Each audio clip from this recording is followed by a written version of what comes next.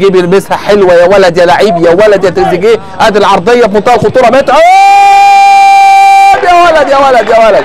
الشباك ترقص وتميل فرحا بالهدف الجميل يا متعب يا متعب يا عماد يا متعب. يا سلام لسه بقول 234 دقيقه صيام 234 دقيقة صيام وعماد متعب مدفع الإفطار عن الصيام التهديفي المنهجي. شوف اللعبة ادي العرضية العالمية وادي التسديدة ال100 وادي الهدف اللي يفرح الأهلاوية. يس أكتر من جيد.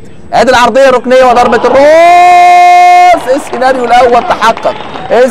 الأول تحقق وهدف تعادل لنادي دمنهور.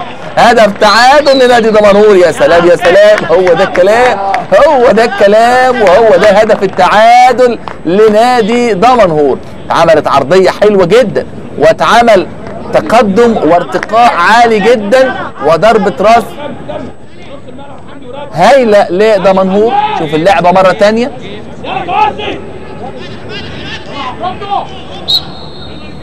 هايلة حمدي فتحي يا ولد يا باسم رزق تسديده هوبا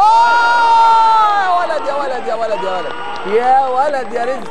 لكن يا سلام يا باسم يا سلام. هو ده باسم وهي دي قيمة باسم. شوف عدى ازاي شوف سندها ازاي وشوف رزق خلصها ازاي. رزقك يا رزق. شوف باسم ورا على حدود المنطقة وادي العرضية ابو كونيه وضربة الراس وهدف التعادل ابو كونيه. يا سلام هو ده الكلام يا ابو كونيه وهو ده الهدف الثاني.